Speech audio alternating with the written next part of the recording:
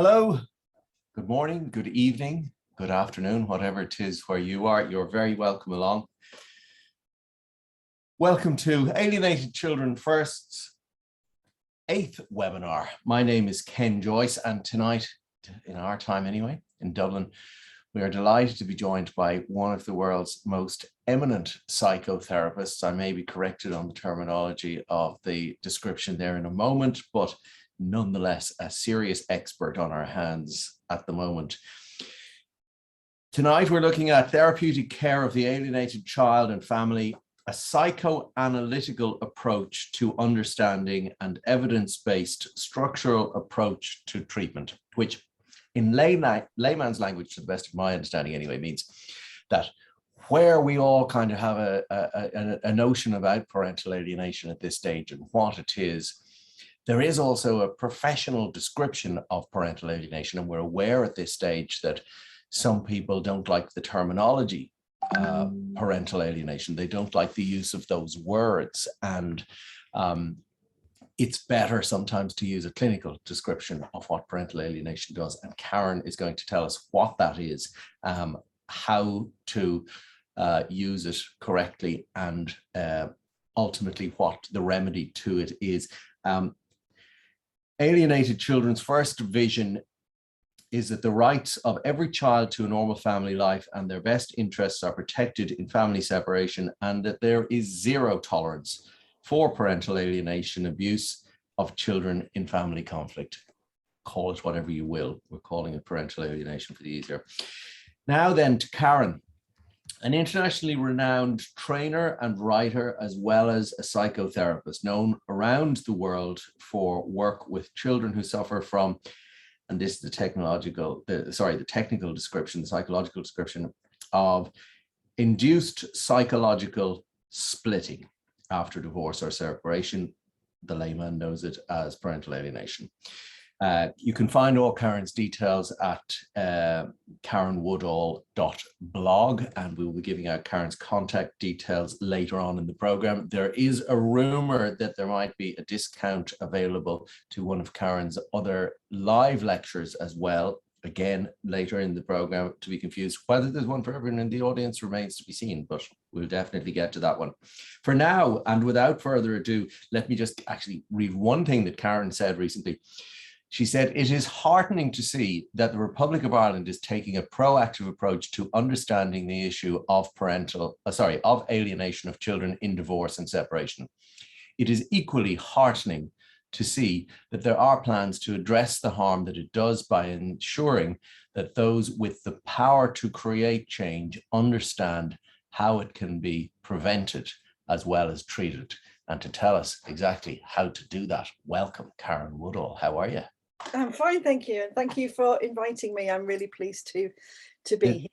It's such a great pleasure. You know, when I first became an alienated parent almost a decade ago, I, of course, Googled everywhere and everything. And the one name that kept coming up time and time again was Karen Woodall. And I watched so many videos, and I can't believe I actually had the honor of speaking to you in person. It's a great privilege. And what we're most excited about is that whilst we have academics telling us, you know, what it is, we have judges telling us where the system is broken.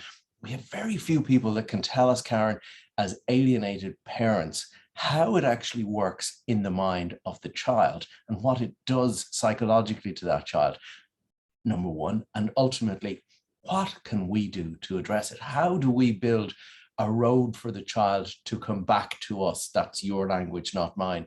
Because as parents, you know, oh my God, my kid came over today, she stole money, she ran away, and now her mother's on the phone saying, I didn't take care of the child, or the father's on the phone saying, the child ran away and it's all your fault and I'm calling the police. So you're in this siege situation for years, and it cracks you up and breaks you down. It is. Would you like to start with a description of what you see parental alienation as in psychological terms, Karen? Sure, sure. Well, not to get hung up on a label, because we all use parental alienation as a term which is in popular use and which other people recognise. The issue in clinical terms, of course, is that parental alienation as a term is just mired in controversy. It has been used as a sort of political football between campaign groups for many, many years. And recently, it has really become quite problematic to use the term parental alienation in any sort of serious situation, simply because of the controversy that it attracts. And I would argue that many of the controversies are deliberately manufactured. They're manufactured to draw attention away from the reality of what's happening, which is that children who are displaying this pattern of behavior, which is, we know it in psychoanalytic terms as induced psychological splitting, and I'll say a bit more about that in a minute. But can I just ask you there, though, Karen? Sure. You know, you've hit on a very salient point there. They denounce the term parental alienation to try and draw attention away from what's going on. In my view, yes. Why do they want to do that? Why do they want to draw attention away from children being abused? Largely because the issue of children in divorce and separation, at least in the Western world, has been one which has been fought over by ideological groups for many years. So groups representing the rights of women, and then responding to that, groups representing the rights of men, have fought over what's really happening to children in divorce and separation. And that's a sort of meta example of what's happening between the parents when they separate. So when parents separate, there's a tendency to go back to your tribe. And of course, these campaign groups are they're just big versions of your tribe. And everybody wants to fight to be the person that has the answer, that the person that's right in a situation. And in actual fact, if you're the child that's standing in the center of all of that, if you're a child that's standing in the center of one parent preventing the other from having a relationship with you, you are helpless to effect anything else other than survival. And so as a child in the center of that, it becomes a matter of survival techniques. It becomes a matter of maladapting behaviors in order to cope in what is an impossible situation to actually survive in. And so these children really are developing very normal defense mechanisms in a very, very abnormal situation, made worse by the campaigns around the parents, which seek to hide the reality of what's happening to children. And let's face it, if we were to face fully and squarely the reality that when families separate, the person who has, or the people who have to deal with all the aspects of it are children, then we would struggle to know really what to do about it. And so for many, many years, I think there's been this idea that as long as children have enough food, as long as they've got shoes, and as long as they've got clothes, they're going to be okay. But psychologically, what we know, and certainly from the research which has been done in many different quarters, not just in the area of alienation, we know that the psychological impact of family separation on children is serious. It is something which is long lasting.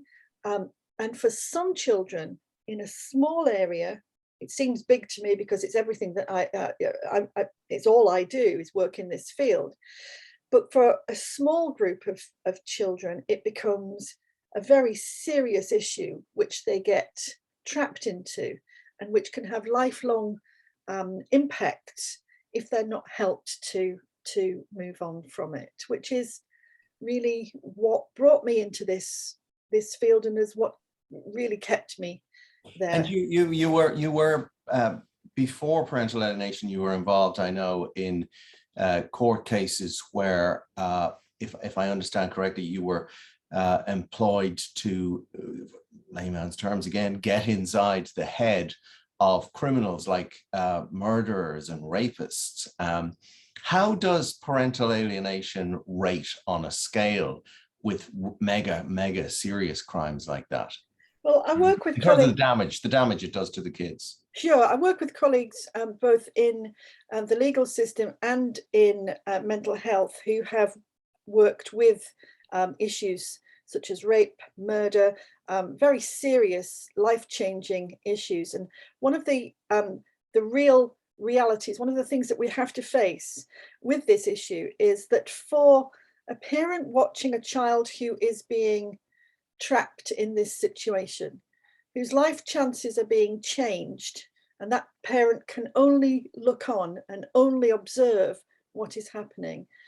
The torture, the extended complex trauma which is caused by that experience is on par with having a child murdered, with dealing with serious issues of abuse of children. It is a psychological torment, and many parents that I work with suffer a complex form of traumatic stress disorder, in which they are really caused to feel hyper vigilant and hyper attuned to the environment around them, particularly if you have suffered from false allegations, if your child has been really influenced in a serious pattern of denigration in which they are enabled to make escalating false allegations.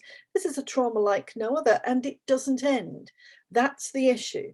Even when children have recovered from the split sense of self, and many children do, the parent is left with a sense of, what if it happens again? What if my child suddenly turns and makes allegations against me again? I've got one family that I've been working with for quite some time, and dad has had to put cameras in the whole of the house because the allegations that he faced were so serious that even though the children have been moved to live with him, he can't relax because he's terrified that this may happen to him again. And of course, for the children involved, the recovery process is particularly difficult. It can be particularly lengthy. Sometimes children can be helped to integrate very quickly. But if the parent who is causing the problem cannot change, and many can't, then what we get is a sort of lifelong need to pay attention to the dynamics that the child is having to deal with. So, and that's a symptom for the parent, right? For parent and child. So even when the child is recovered, there's a risk that the child can slip back into using splitting as a defense. And when you use splitting as a defense, just can you give us a layman's description of what splitting is? Yes, Karen? Very simply, splitting is a primitive defense which we all use up to the age of about 3. We use it in order to cope with a world which is too big for us, which is too much to digest. So a baby is born and the lights are bright, the colors are vivid, the sounds are very strong. The young child divides people and experiences into bite-sized pieces, good pieces, bad pieces, frightening pieces, nurturing pieces. But by the time we get to about 3, we should be able to recognize that the world is both good and bad, and that people are good people who sometimes do bad things. What's happening to our children when they are coming to an alienation reaction is that in a very important developmental phase, between about 8 and 15, where the brain is beginning to organize itself and develop the important centers, they are being pushed back into the use of psychological splitting. They are unconsciously, this is not a conscious thing, but they are unconsciously adopting the defense. And what's really happening, although it looks as if they're saying, you know, mum is good and dad is bad, what's really happening is that the defense is splitting the sense of self. So just at the point where the sense of self in a child should be growing and should be developing and should be free to build strongly, the child is pushed back into an infantile, regressed state of mind where everything is either good or bad. Now, when that happens and it's not treated, the child's capacity to build strong relationships, to relate effectively to the outside world, is severely compromised. And that's why children who don't get an intervention, who don't get help, they seem to do well to begin with because they're relieved of the pressure. But actually, when they come to important transition points, perhaps doing their A-levels, going to university, leaving university, they struggle to make those transitions because they don't have the capacity, the relational capacity to navigate it, because it's been interfered with during a serious developmental phase. They've been pushed back into a regressive, infantile state of mind when they really should be allowed to grow and relate to everybody in their lives. And how will we perceive this inability to cope with these transitional periods when we're looking at the child? What kind of signs will we see? The problem is that when the child first develops or adapts or adopts the defense of psychological splitting, it relieves them of the pressure. So suddenly they've gone from having to try and relate to two parents to only having to relate to one. They appear to choose one parent, but the choice is really an unconscious defense. What happens with defenses is they can last a lot longer than they're actually needed. And so the behavioral adaptations, which are caused by a defense, in this case, the child withdraws from one parent and relates only to the preferred or aligned parent. What happens is that as they get to a stage where they need to draw on relational skills, they're not there. So a child may try to go to university and drop out in the first term. They may try to start new things, but find it impossible to do. They may curtail their experience of the outside world and withdraw. So we get a lot of children who don't have normal social lives, for example. They don't relate to their peers in the same way. Or they may find themselves in a pattern of relationships where they idealize somebody and then suddenly that person lets them down, and so they demonize them, they throw them away. And so friendship patterns and new beginnings, peer group experiences become extremely difficult for children in these circumstances. And we find, into the late 20s, early 30s, sometimes even in their 40s, children are in a situation where they're trying to go out there and relate to people, but they're failing. And so they're withdrawing and they're becoming quite closed and insular.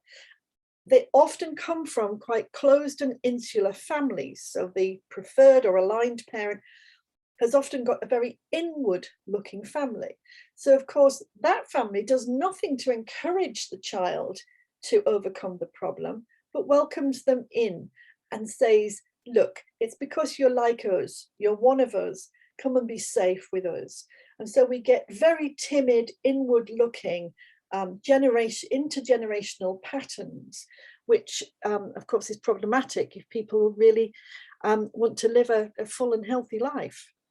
So parental alienation prevents children from having a full and healthy life? I would say so, yes, certainly from the work that I do. And as I said, I'm working with people who are in their 40s. One person I'm working with is 67. And the patterns of withdrawal and fear of the outside world, inability to relate effectively to others, are very clear, and they're seen generation after generation. And for some people, this is a very, it's a whole life experience. You mentioned also the much younger age group between the age of 8 and I believe you said 15, Yes. when the brain is developing. What kind of manifestations of damage might we expect to see from children there? Well, it's my belief. I'm not a neuroscientist, so I don't have the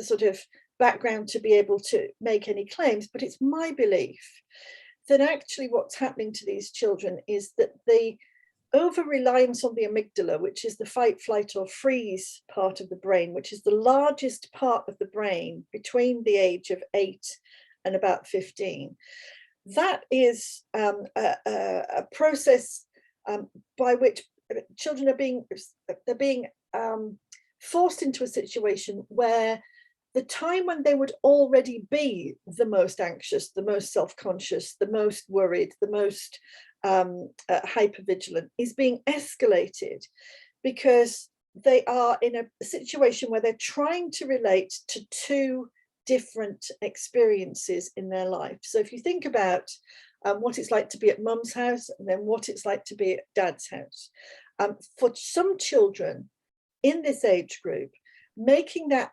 transition back and forth can be very difficult. And for some children, particularly those who have parents who lean on them or leak information or are quite anxious, who enmesh their children, the movement back and forth, even psychologically, can be absolutely impossible to achieve. And when that starts to happen, there is an escalation of dependency on the amygdala. The child grows more anxious than they already are, and they're unable to achieve normal interactions on each side of their families. And it becomes easier for them to raise the defense and just say, there's something wrong with mum or there's something wrong with dad, and I don't want to do that anymore. Which identifies very, very clearly for us what's going on in the child's head. But back to the original question, which was, what are the manifestations of that we might see in children? I mean, do they get into bad moods? Do they become aggressive? Do they involve themselves in self-harming? Do they get depressed? What kind of things do you see? It depends on the child. You would see a range of behaviors. In every situation that I've worked in, there are spectrums of behaviors from the mild to the extreme. Many children who are entering into this process towards splitting will begin to show a behavior that we call compartmentalization, which is where they will be with one parent, and then as they move to the other parent, they leave everything with that parent behind. They compartmentalize that experience and they leave it behind. And when they arrive here at the other parent's house, it is as if that house, that experience doesn't exist. That's compartmentalization. The next stage on from that is switching. The switching child is sometimes called the chameleon child. If I put two parents in a room of a child who is using switching, they will describe a different child to me. It will be as if there are two children or more in that one child presentation. So switching is when a child will behave with one parent as if they are one way, and they will placate that parent and they will seek that parent's favor. And then when they move across to the other parent, they will do exactly the same with that parent, but they will seek to placate that parent and give them what they need. Now, unfortunately, children who use switching can often trigger a family war because they can, as a process of trying to ingratiate themselves, they can say things about this parent to that parent, and then when they get back to this parent, they can say things to this parent about that parent. And that's what I would call an accidental alienation situation, in which the child cannot cope with the transitions back and forth, and begins themselves to try and find a way to please each parent. Now, usually the onset of any of these behaviors, compartmentalization, switching, or splitting is caused by a parent putting pressure on the child. If you think about psychological splitting, if you think about the child self being split, I always think that the child splits because the pressure upon them becomes so great that they can't do anything else. So my job is to go into the family system and find out where that pressure is coming from. And it's usually coming from either deliberate, conscious patterns of behavior, which are creating loyalty conflicts in the child, unconscious transgenerational patterns of behavior, which are being passed in the family system without any malicious intent, although the intent becomes malign, or the impact is malign. Or there can be a cross pressure where both parents are competing. There's sometimes cross alignments where the child feels as if they're being pulled one way or another, but usually in the most severe cases where the child splits completely and refuses to see one parent, what we see is a parent who is influencing, who has some kind of personality profile of concern. And I want to move on now to what we do about those kind of people. They've been described by previous guests on this program as people who will willingly weaponize their child simply to upset the other parent without regard for the damage that that is doing to the child. But as the targeted parent, the man or the woman whose child comes over to visit, and whilst the child is there, they're taking photographs inside all the doors, they're stealing any diamond rings, they're going through their emails and forwarding the court documents back to the other party. There are constant text messages to say I've signed the child up for soccer now, so you've got to take them to the other side of the country for this club that's on today, and all of these kind of interruptions. As a lot of our parents say to us, how am I supposed to stay sane with all this stuff going on around me and have any kind of normal relationship with my child, especially where my child is being openly hostile to me and all I can do is bite my lip because I don't have any authority with which to discipline the child? Indeed. One of the I would say partly conscious strategies which are being used in these situations is to dysregulate or disempower, to erase the sense of being a parent from that parent's consciousness. So this is not just about impacting on the child's sense of self. This is about impacting on the other parent's sense of self. But I would say that, yes, children are weaponized, there's no doubt about it. But whether that's done consciously and deliberately, or whether that's done as a pattern of maladaptive behaviors which are handed on down the family line, that's something that we as psychotherapists, as people who work in these cases, we have to find that out, because not all cases are the same. Although we have very similar outcomes and very similar presentations in children, the etiology of the child's behavior, the causation of the child's behavior, can be very different. And one of the things that we always say is we caution parents, don't jump to conclusions. Just like if we were investigating a crime, we can't make assumptions. We have to find the evidence. And once we find the evidence of what's happening, then we can do something about it. But to go to your point, the helplessness and the hopelessness that parents who are rejected experience is a real thing, and it is part of the pattern of behaviors. And I would say that to disinvest or to strip that parent of their sense of agency and their sense of being a parent is a sort of, it's added value for the parent to whom the child is aligned. my test is always, when I'm working in situations with aligned parents, you know, they often say to me, oh, I wish that they would see their daddy or their mummy, if only he or she would. And I say, okay, well, let's see what we can do about that. And I test that statement by making sure that mummy or daddy does whatever it is that the aligned parent is saying should be done.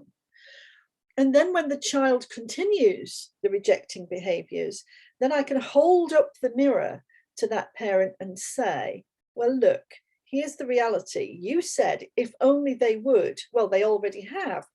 And the child still continues with that behavior. So what are we going to do now? So we have to test the parent, we have to rely on the evidence, but when we get the evidence of what's really happening, then we, as people who do this work, we have to come into the family and we have to get an external framework which stops what's happening as quickly as possible in order to protect the child and to reconnect the child to the rejected parent. Because, and here's the thing, because that parent holds a very important piece of the jigsaw puzzle of that child's health. And what many people around the world who campaign against the concept of alienation do not understand is that the parent in the rejected position holds that key, holds that piece of the jigsaw, and that child will not be able to integrate a full sense of self until they've been able to connect with the parent again and receive that important piece of the jigsaw. And that goes for whether the child is 6 or 60. It is not until the reconnection happens and the child can reconnect to their full identity that integration occurs for the child. And I think that, for me, is something that we have to, those of us who do this work, who campaign about this work, who think about children in these circumstances, we have to get that reality known, because so many children over so many years have lived without being able to connect with that sense of themselves. And it leaves a constant sense of unfinished business. And until children are able to finish the business of identity and reintegrate, they're going to be left in limbo, like too many children have been. Okay, so we can see that parental alienation can be described clinically using different terms, and you specifically mentioned the words, where did I jot them down now? Looking in the wrong place. The psychoanalytical approach, evidence-based. Psychological splitting and primitive defenses are the key words. Okay, and that's the clinical way to describe parental alienation as we know it.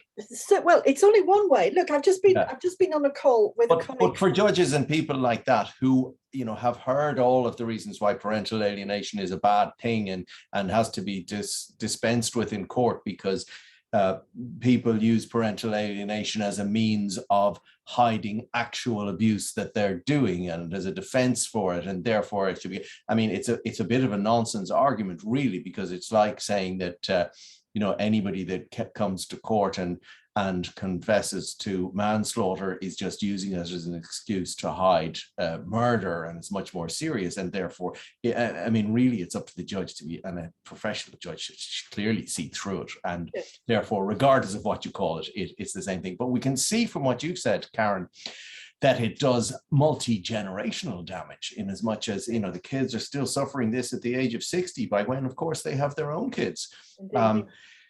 You talk in one of your lectures, I heard, about building a path for the child to come back to you. So as an alienated parent, I'm aware of the damage that my child is being abused, whether you call it parental alienation or use the correct terminology in psychological terms.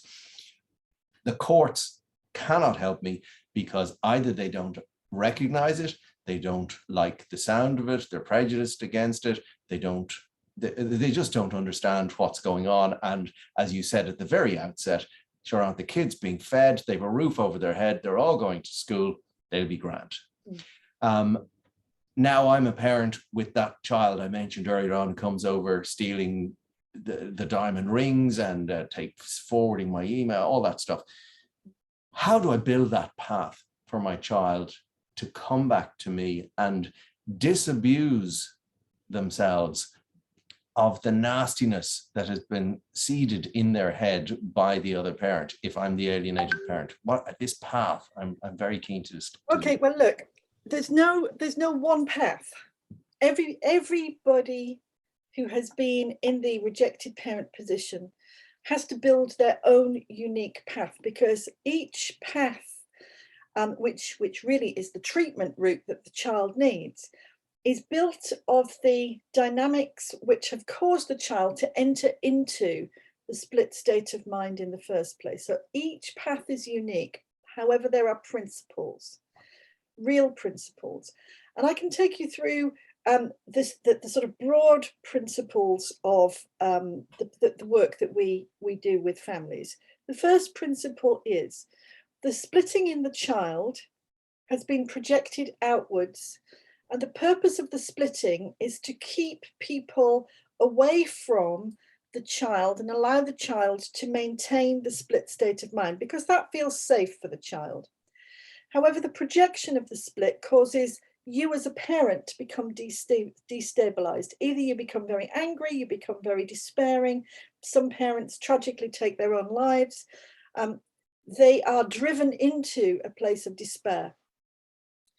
The reality of the path home is that if you are not there in a good, sound psychological frame of mind, no path that you build will lead to anything for the child.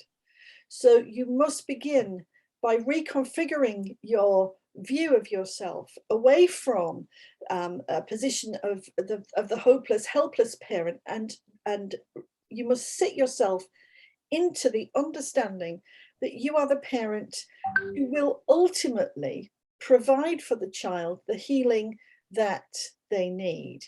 You have to really begin to think about your child as a different child. It's like children who, you know, when we didn't know about autism, when we didn't know about ADHD, those children were seen as having problems, but they were not properly understood. The children that we're working with are seen to have problems, but they're not properly understood. You, as the rejected parent, have the opportunity to properly understand what's happening to your child. And you have the opportunity to understand that you may not be able to intervene now, but there will be a time when you can, and you must be ready to do that. And you must be able to show your child that you're there and healthy and well. So your first task is to learn how to regulate your own self, to learn how to stay open to your parenting and your parenthood, but to learn how to regulate yourself. If you still have a child who is coming to you, stealing diamond rings and so on and so forth, then you have to learn that what you must do, first of all, for that child is recognize that their psychological self is not the same as any other child. It's not the same as a child who steals. It's not the same as a child who is grieving. It's not the same as a child with autism or ADHD. It's a child suffering from psychological splitting, which means that the child has at least two distinct parts to their consciousness. One part which is a false self, and one part which is their authentic self. And the authentic self never leaves them, always loves you. And if you work in the right way with that child, you can bring the authentic self to the surface. Now, a child who steals diamond rings, let's take that as an example. Our natural inclination with a child who steals is to raise that bring that to their attention, and is to set consequences. We often are driven to use shame-based consequences. You can't use shame-based consequences with children who are using split thinking, because they are already very ashamed and they have just split that off, and that's in their unconscious. If you try to shame them in this situation, they will simply walk away from you and they won't come back. What you have to do is use logical consequences. And the logical consequences speak to the authentic child. Look, my diamond rings aren't safe around you, so everything's going to be locked up. I'm not going to allow you to have free reign of the house because things are disappearing. So things are going to be locked up. And you might have to lose some privileges because things are not safe around you. Logical consequences rather than shame-based consequences are important if you're still seeing your children. So the first part of it is to sit yourself right in the role of healthy parent and to recognize that that is absolutely where you need to be. The second thing that you need to do is learn how to mentalize your child's experience. So mentalization is the capacity to see life through your child's eyes, or see life through somebody else's eyes, but we're concerned with your child's experience. When you can mentalize your child's experience, which means that you can visualize what they've been through in the hours before they arrived at your house, or the days before they went into a fully rejecting state of mind, then you get a 360-degree view of the dynamics around the child. When you get that 360-degree view, it helps you to know when to step forward and when to step back. Because a child who is coming to you, having been, had their ear full of poison, is going to need some time on their own, I would say, in their own room to decompress, to decontaminate before they come into your company. So one of the things that we say, of course, is if your child is still coming to you and you know that there is, deliberate, or any level of influence going on with the child, when they come through the door, allow them to have at least a couple of hours to decompress and decontaminate, and allow them to come to you rather than you go to them and expect them to relate to you straight away. Mentalizing their experience means that they get from you something that they're not getting from the other parent, and that allows them to manage some of the worst of what's happening to them. We're getting a lot of calls in, Karen, on this particular point from parents who say that's great if you see your kid, but my kid's already gone. I haven't seen my kid for 20 years. I haven't seen them for 6 months, whatever it happens to be. They feel there's absolutely nothing they can do because they've no contact. Right, well, there's lots you can do. There's an awful lot you can do. Don't never, ever, ever think that because you've got no contact, there's nothing you can do. I've been working with a group in my Holding Up a Healthy Mirror course, and one dad who hasn't had any contact with his son for 5 years is about to meet with his son at the grandmother's house on Friday, using a strategy which we teach parents to use at the clinic.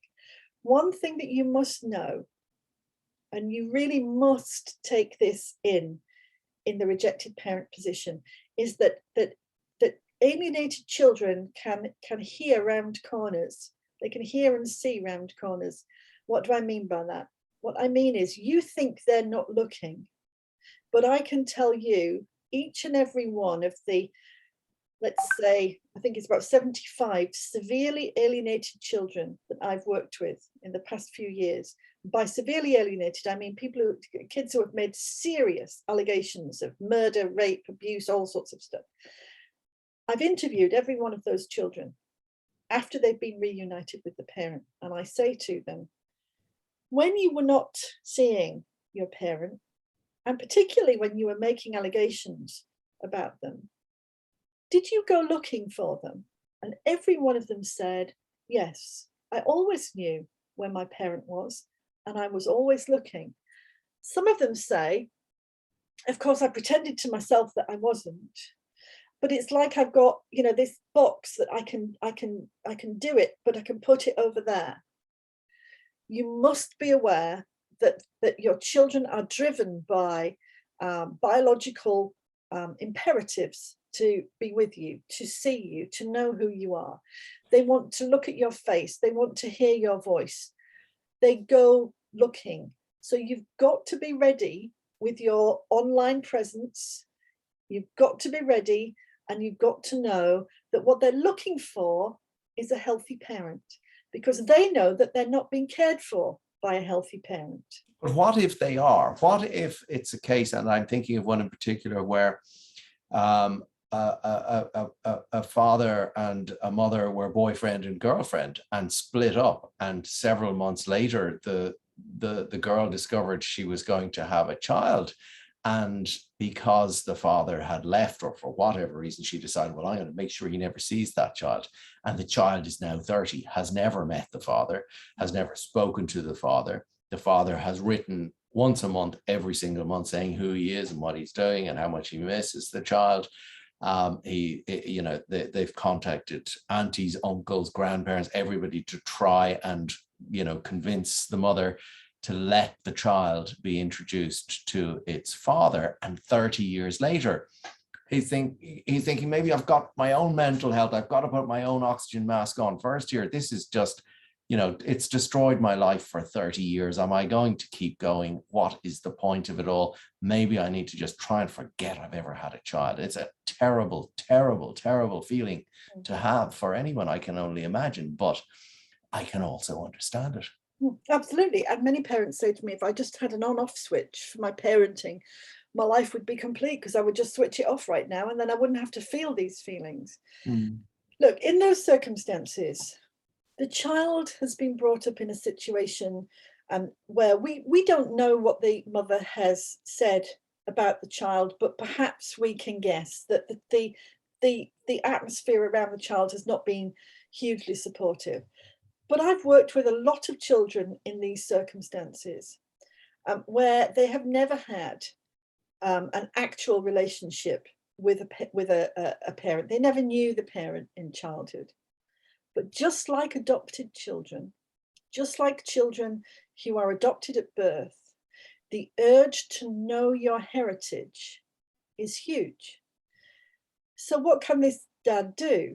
Well, my experience in these circumstances is, if he stops pursuing and simply stands in the same place, and perhaps he posts his messages in appropriate terms online, if he does that, the child then has the opportunity to go looking.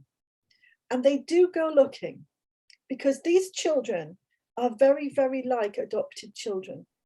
Their psychology is very similar to adopted children, which is why we use therapeutic parenting to help alienated parents, because it's a very translatable skill.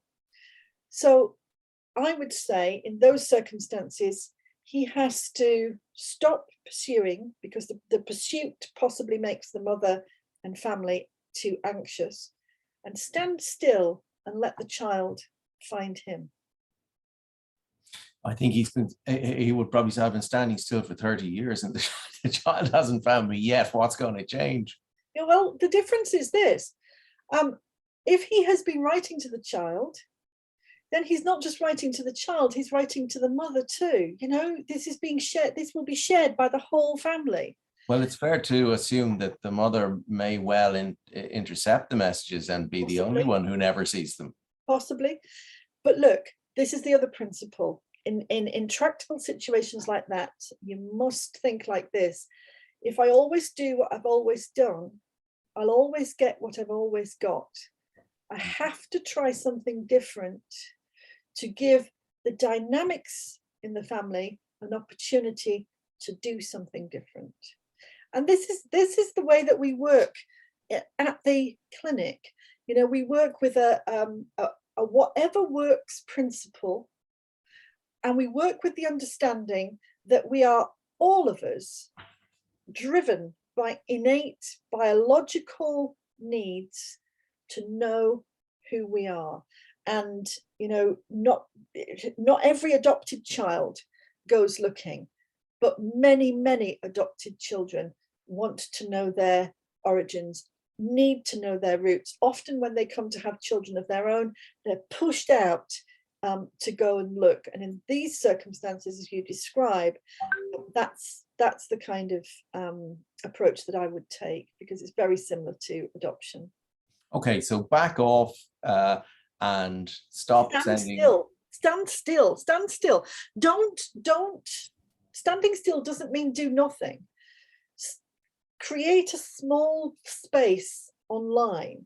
You know, use terminology that makes it easy for you to be found. Think about things that the child may know about you. You know, if you can't know what the child knows, you've got to imagine, you've got to mentalize, you've got to try and think it through to get a sense of what might be possible. Wow, it's fascinating, isn't it? So let's say I'm a social worker, Karen, and I am brought in to intervene in a family where the court has determined there is parental alienation going on and they don't know what to do.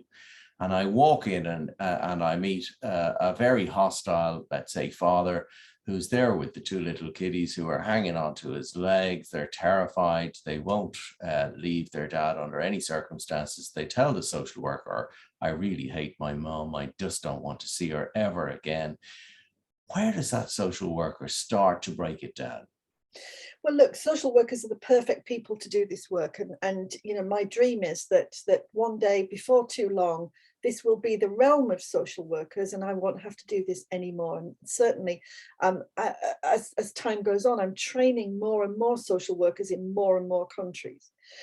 So social workers are perfectly placed because they're very used to working in child protection.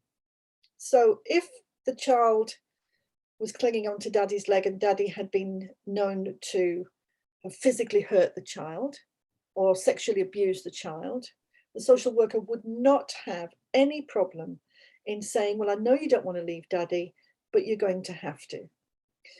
What the social worker needs to recognize is that the psychological and emotional harm which is caused by psychological splitting is very serious, and it's long lasting if it's not prevented, if it's not treated. Addressed, yeah.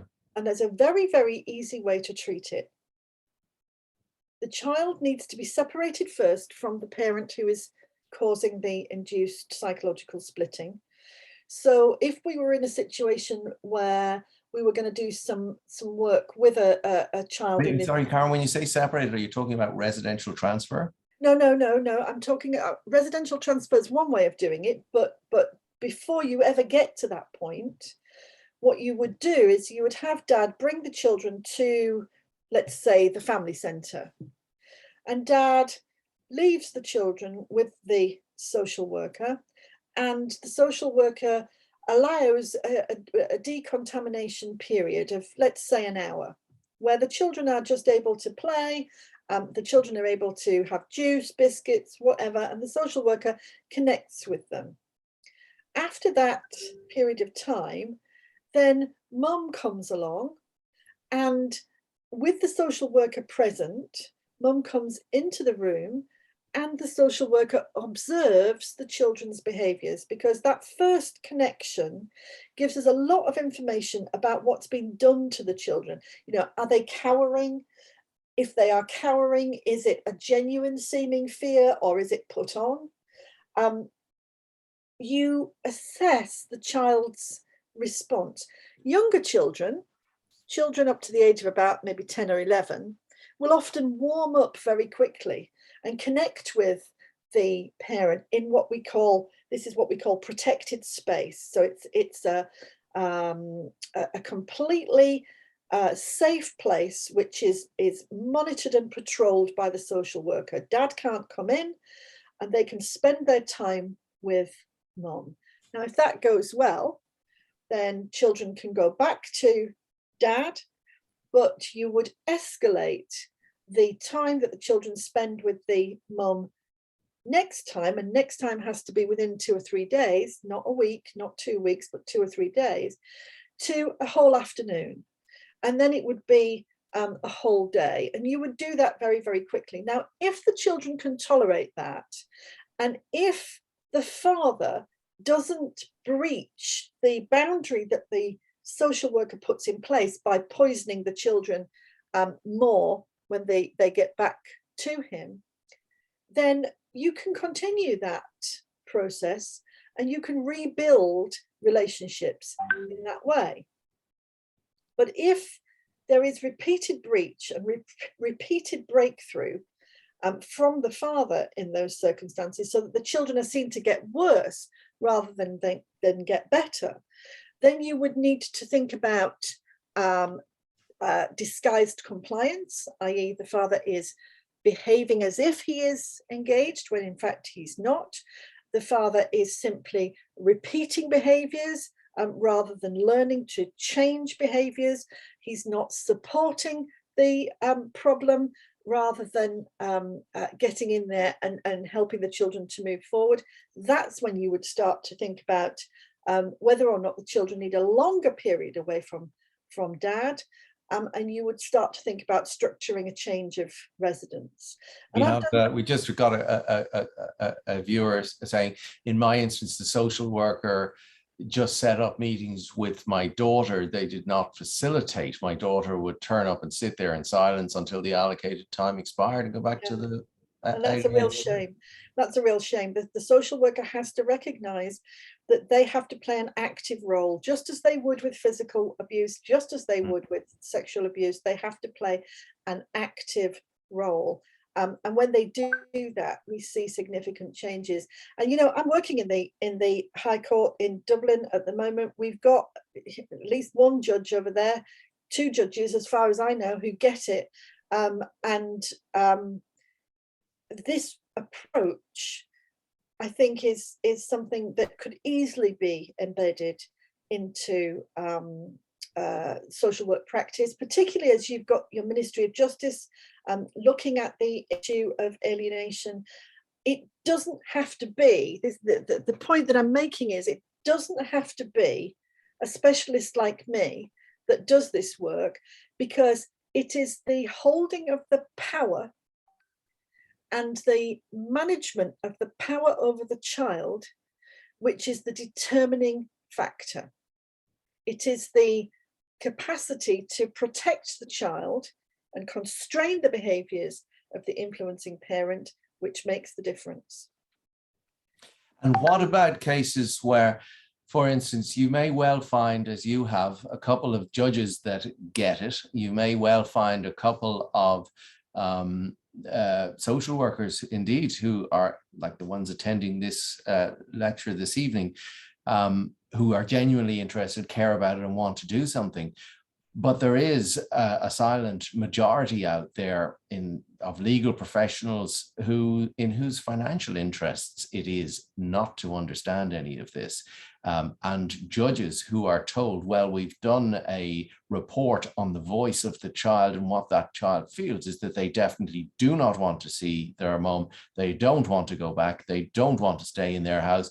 The child is now 13, Your Honour. They're old enough to vote with their feet. We can't deny them that ability, or that right. It's a freedom for the child now. They're old enough to make their own mind up. Mm-hmm. How does that person, number one, assess whether or not the legal team that unfortunately they must engage to get into court to represent them is actually sincerely interested in the child and has an understanding appropriate to a court situation when it comes to parental alienation?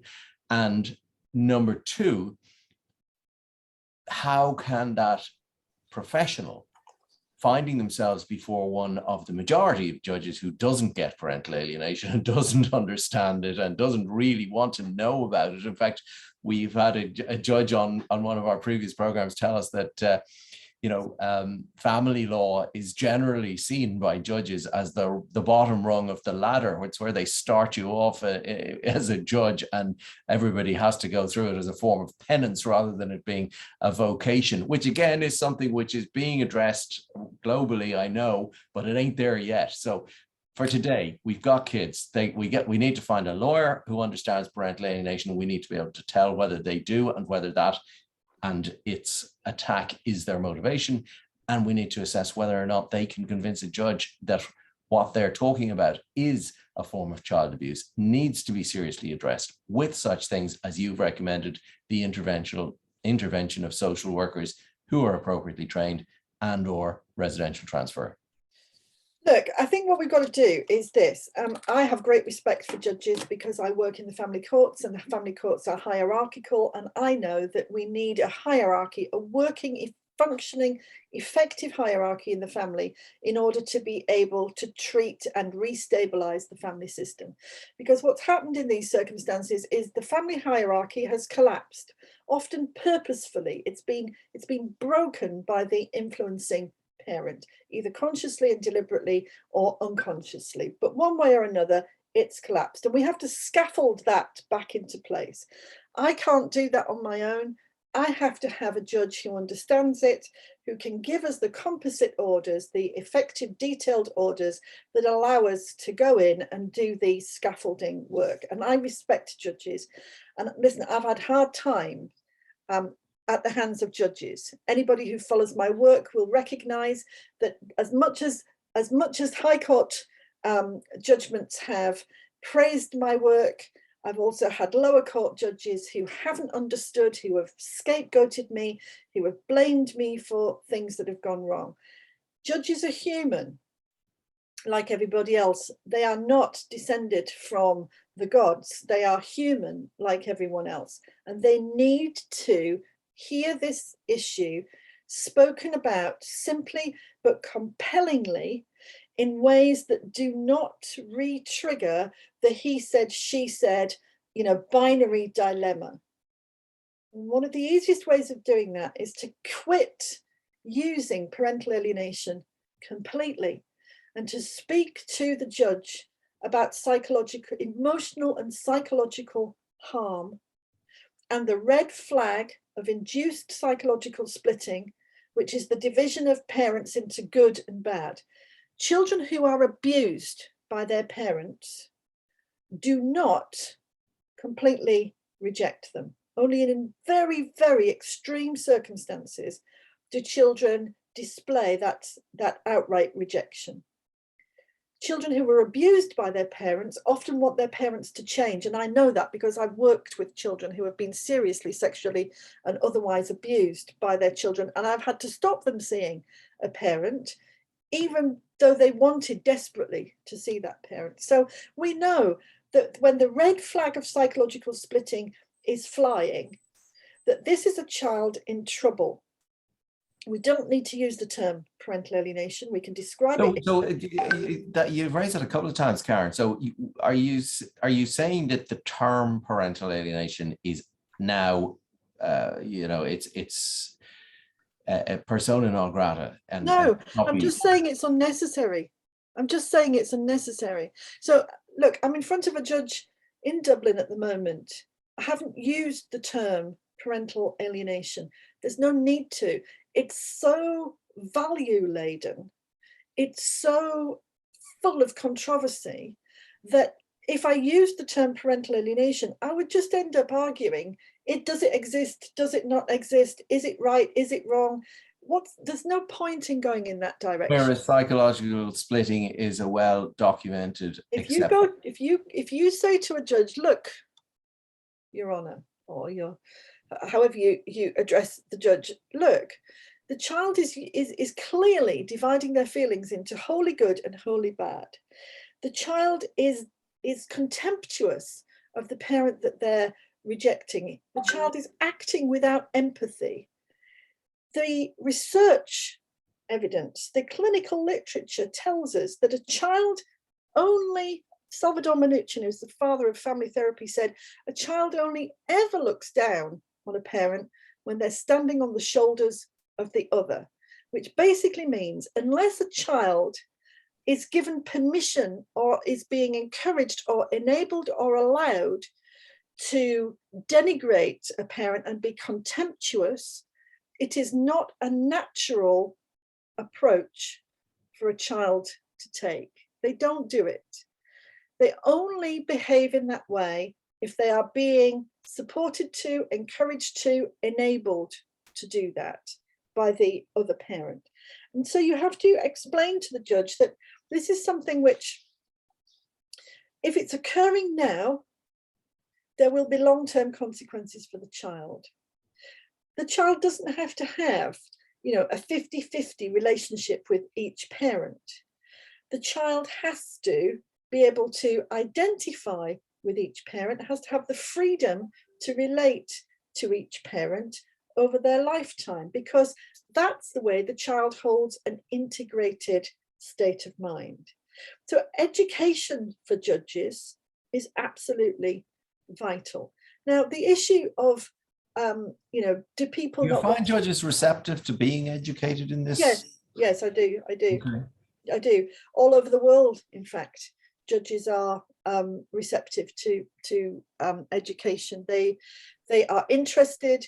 They are focused. They know that this phenomenon, this display of behaviors happens because they see it in their courtroom, and they want to understand how can it be prevented, how can it be treated, and what do they need to do in order to assist in that treatment.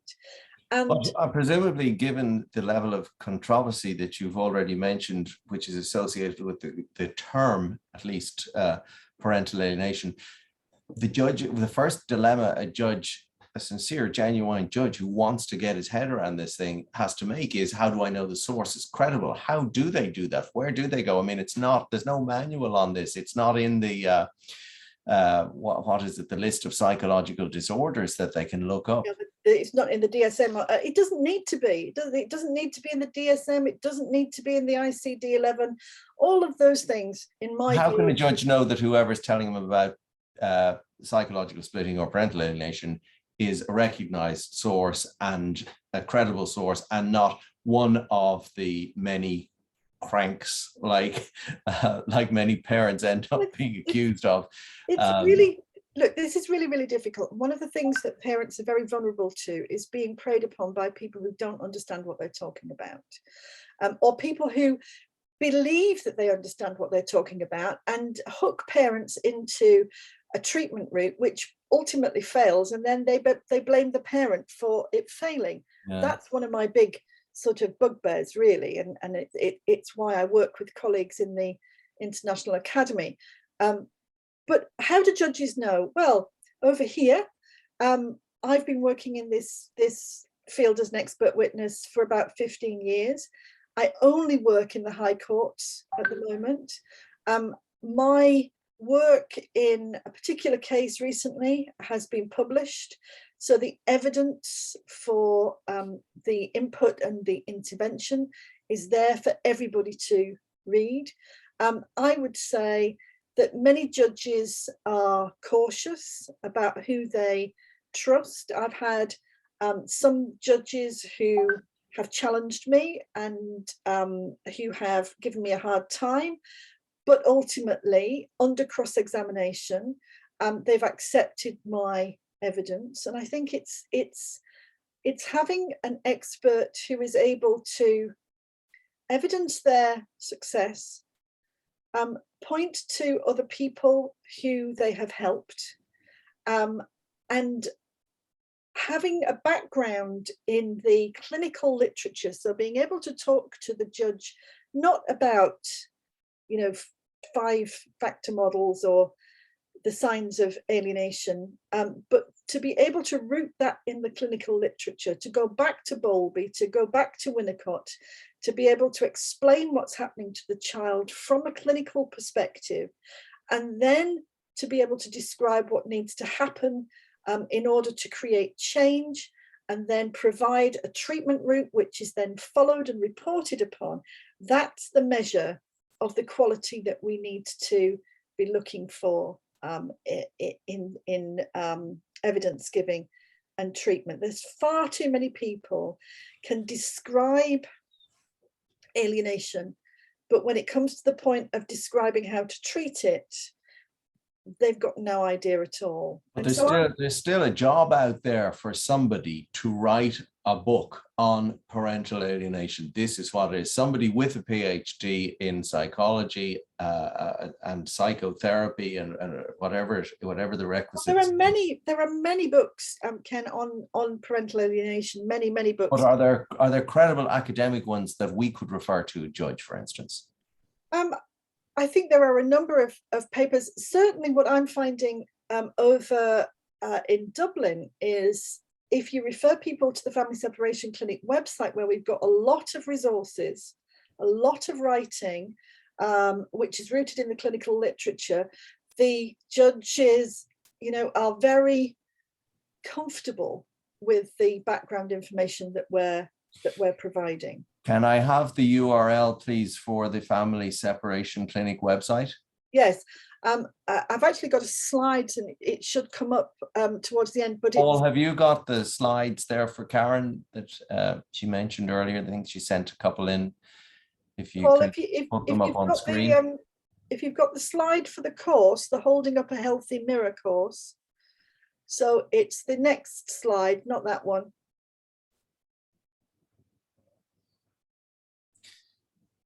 So that's the website, and this is just it's just about the course that I'm running. It's a rolling course. It's called Holding Up a Healthy Mirror, and it's the fundamentals of therapeutic parenting. I've got 2 running at the moment, and it begins again on May the 3rd. Therapeutic parenting, as I said, is really rooted in adoption, fostering adoption, but we have translated that into parenting for alienated children, and it's very effective. It works very well. There are huge expenses presumably associated with professionals like yourself when it comes to undertaking these kind of costs, though. Well, we try to keep things as cheap as possible, because we know that parents are just overwhelmed by the costs involved. So if I give you an example, this course costs £180, but that gives you 8 hours of time with me across a month. It also gives you additional recordings. In a class situation, presumably. In a class situation, yeah. But it gives you 2 hours, 2 extra recordings to watch on your own, and it also gives you a wealth of handouts, articles, and information that you can use in your own case. And what we're doing in therapeutic parenting is we are really helping people to build that road home. We're helping them to look at their case from a strategic perspective, to work out what do they need to do to maximize the opportunity that the child might have to get home, and to look at that inside the court process and outside of it. So we look at how to build your court strategy, as well as how to work directly with your child in every way that you can find. Super. Well, thank you for that. That sounds a reasonable expense in light of the expertise one might glean. We're coming to the end, Karen. We've got to finish at 7:30. So I wanted to get around to 1 or 2 of the many thousand questions that have come in. But before I move on, one of the ways that has been attempted in the past to simplify the whole parental alienation dynamic for the judiciary and professionals involved is to create things like Jennifer Harman's 5-factor model that you mentioned earlier on. And William Barnett has done similar types of work, both previous guests on the program as well. Do you sounded like you are not a big fan of the 5-factor model type approach. Is that fair to say? I'm not sure that I would say I'm not a big fan. I just don't find it helpful in treatment. So I used to be involved in the Parental Alienation Studies group.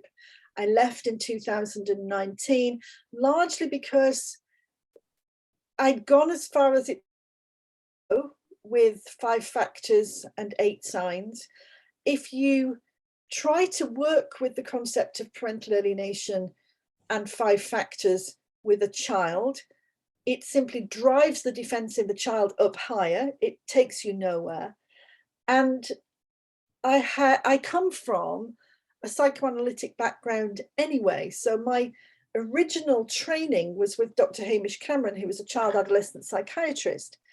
And his formulations about why a child was rejecting were very much rooted in psychoanalysis. And in the 5-factor model, I realized that I was neither learning anything, nor could I contribute anything, because I'm not interested in proving whether or not parental alienation exists. I know it exists. I'm interested in treating it. I'm interested in preventing it. I'm interested in raising consciousness about the harm it does to children. And so for me, stepping out of that and back into my roots, psychoanalysis, structural therapy, enabled me to really shift gear and start to think about how to develop wider groups of clinicians who can come to the coalface and do the work. Ideally, and we're very, very fortunate because we have some investment from Sweden to help us to do this. Ideally, we're going to get upstream and help people to prevent splitting, to prevent this problem from occurring. But I'm realistic. Alienation is a problem with a human face. It is a human, family, relational problem. And it's that we have to deal with. And those humans questions, I promise to get to the ones who have this human face, Karen, as you so eloquently described it. What, I mean, this is a classic kind of a question. Karen, do you advise the rejected parent to continue to make phone calls to a 9-year-old child, even when the child says, "Don't call me, I don't want to talk to you," and this is said every single phone call? What I would say is, if there is a different way of setting up communication, so for example, if you can Zoom with the child and rather than try to have a conversation, actually introduce some games online to the child, that's a much, much better approach. Clever. Yeah. If you find yourself in a situation where you're having to have verbal communication with an alienated child, it is it's agony. It's like pulling teeth, and it just becomes a ping pong game of yes, no, yes, no, yes, no, and you soon lose hope. What I would advise is, if you can find a different platform to have contact, instead of asking questions, instead of putting yourself through that agony, just see if you can get some online games going. Because listen, it's the proximity that the child has to you which draws their felt sense to the surface, their memory of you to the surface, and it's that which pulls them back towards you. And even if all you can do is kind of fish them out of the fog once a week with a game of whatever online, then you are dropping a small antidote into a sea of poison.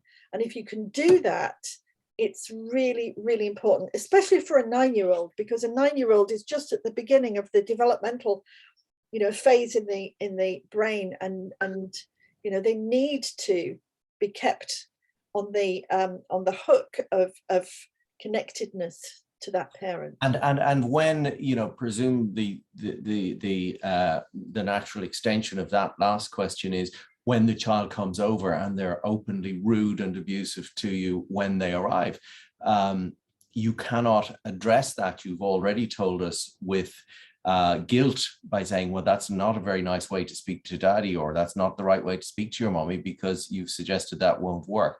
How would you employ the logical way of explaining it that you suggested might be appropriate? So a child comes over and a child is rude to you. And what you say to the child is, look, I can hear that you are angry. I can hear that you are frustrated. There's something going on. I can hear it. I can feel it. But I'm not going to take it. I'm not going to be the person that you throw this stuff at. I know it's difficult for you. I'm going to go in the kitchen. I'm going to start cooking tea. I'm going to start making some food. I'm going to go into my bedroom and read a book. When you're ready to have a conversation, to talk with me, come and find me. And, you know, the child says, you're horrible, you're terrible, and goes into their room and bangs the door. That's fine. Leave them there. Let them decontaminate. You've got to think of your children in these circumstances as coming through the door with a coat full of the poison that's been poured over them by the other parent. They need time to get rid of it. You can't pull it off them. They have to decontaminate themselves. Yeah, you've mentioned that before as well. And of course, it's very difficult when you haven't seen your child for maybe a month and they arrive and you're so excited and you have all the, you know, you've got the dinner cooked, you've got the house ready, you've got the room all done up with a new pillow, and and then this little monster arrives, and yes, all you feel like doing is going into your room and crying and sending the child back and say, look, it's just too heartbreaking. We have another one, Karen, here, which is very interesting. What do you do when the father doesn't see the problem and does not want to help the child in moving on? The father is hanging on and keeps speaking with the child about what is difficult. So this is a circumstance where the child presumably is seeing both parents. I don't know is the answer to that, but it's a case where clearly the father is continuing to emotionally attach himself to the child and needs the child, and emotionally for his own selfish purposes, and is therefore not capable of seeing the fact that he's actually parentally alienated that child from its mother and is causing the child great harm. He thinks he's just loving the child, and the child. Okay. And I think somebody's just come on there and said, yes, this is in a situation where, okay, so look, first of all, you recognize that in these circumstances, the child is likely to be drawn into an over identification with the father, because what he's doing is he's guilt tripping, he's enmeshing the child into his own grief. What you do, you absolutely do not try to explain to the child that what the father is doing wrong is wrong. What you do is show the child that you have empathy for their father, because if you show that there is empathy for the father, that it reduces the child's need to take care of the father. And what we really want to do is make sure that children are not parentified, so they're not put in a place where they have to take care of a parent. So for a time, even though you might hate this because you know the relationship's ended, you want to move on, you just wish he'd get over himself so that he could move on. For a time around your child, you may need to show more empathy than you actually feel for the father, in order to prevent the child from becoming parentified, because it's the juxtaposition of the father's grief and the mother's appearance to the child of not caring about the father's grief that pushes the child towards the father. Remember, children are like little weather vanes. They, particularly in divorce and separation, it's like they've got radar going all the time on their heads. And if they perceive that a parent is struggling, a parent is in trouble, they will do everything and anything that they possibly can to try and regulate that parent and take care. So you may need to have to, you may Sorry, have what do you to mean regulate and take care? Do you mean if they see a parent as being down on their luck, they will feel the need to put a hand out and help them? yeah, to soothe them, to care for them, to parent them, to So, see life. one doesn't have to pretend to be stoic and at all times everything's just fine. No, we don't want parents to be stoic and pretend that things are all fine. But what we do want is for parents to recognize that their children are highly attuned to their feelings, and that even if you feel and believe that you are sealing that off from a child, the child experiences life in a symbolic way. They don't experience, verbal life in a verbal way quite so much, but they're like sponges. They absorb feelings. So in the situation that's being described, you as the mother in this situation, you need to apply an antidote to what the father is doing. The father is enmeshing. And so to prevent the child from... When you say enmeshing, that's embroiling the child in Yes, the... so enmeshing is sort of drawing the child into his psychology. He's unfortunately, it's not a very nice word to use, but it's incestuous. It's an incestuous, seductive pulling of the child. Come to me because I'm struggling and I wish we were all together, and it would be so nice if we could be all together. Come to me.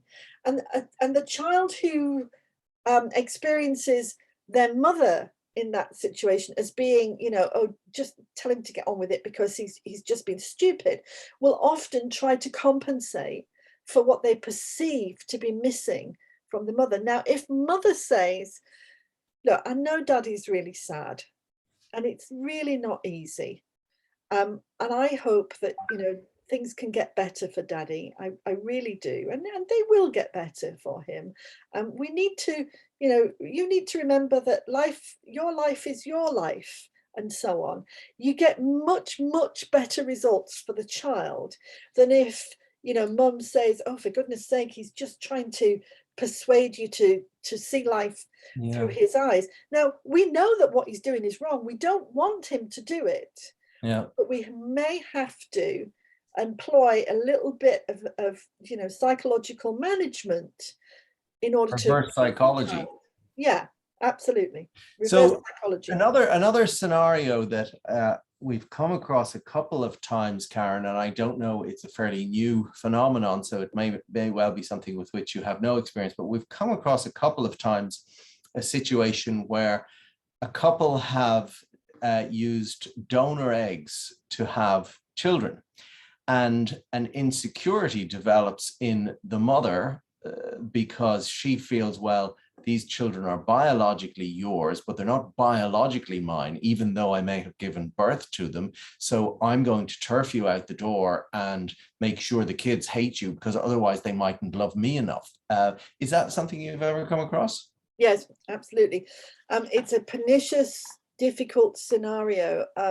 I've come across it in many different circumstances with same-sex parents, donor eggs, and so on. And it can become a fight to the death at times. It can be brutal because what is being fought over is really the ownership of DNA.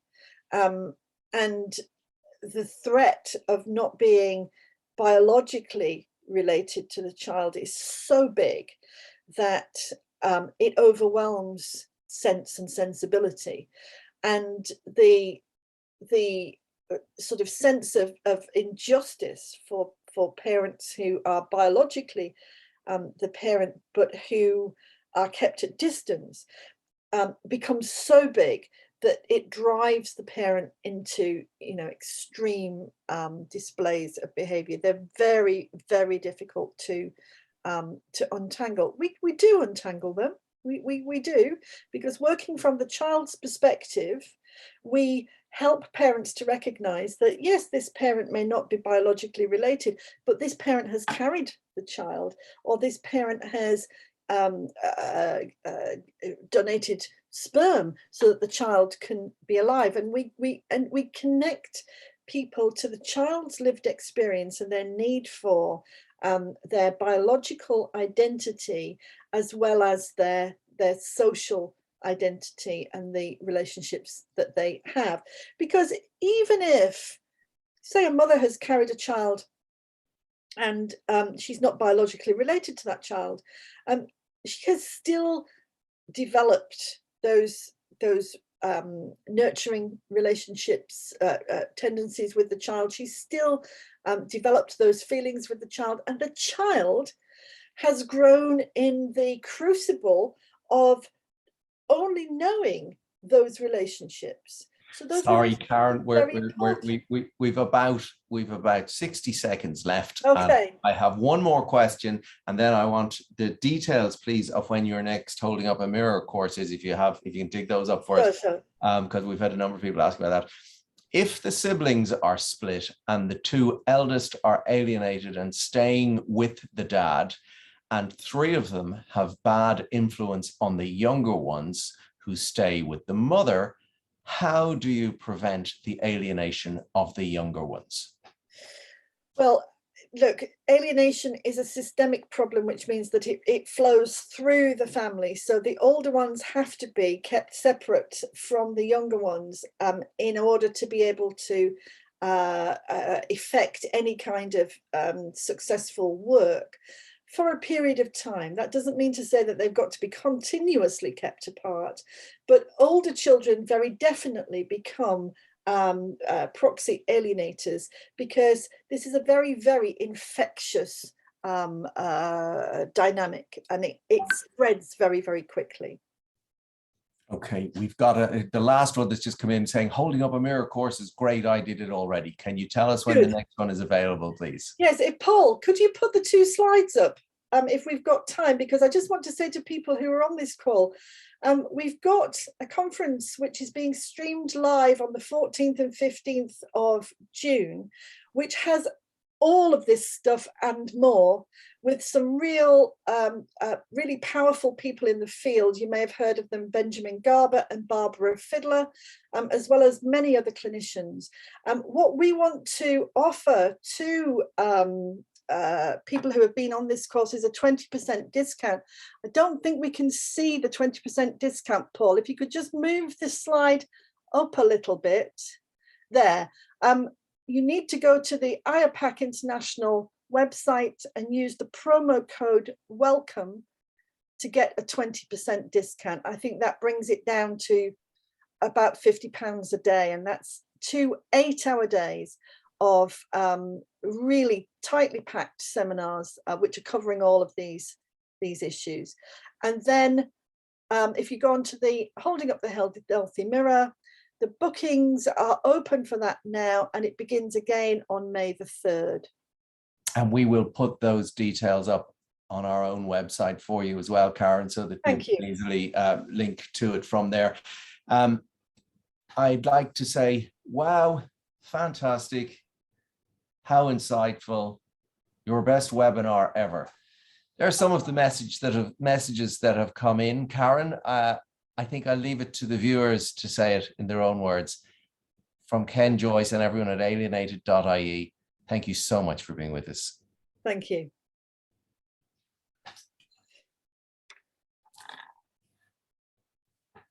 That was super, fantastic. Well done. Great.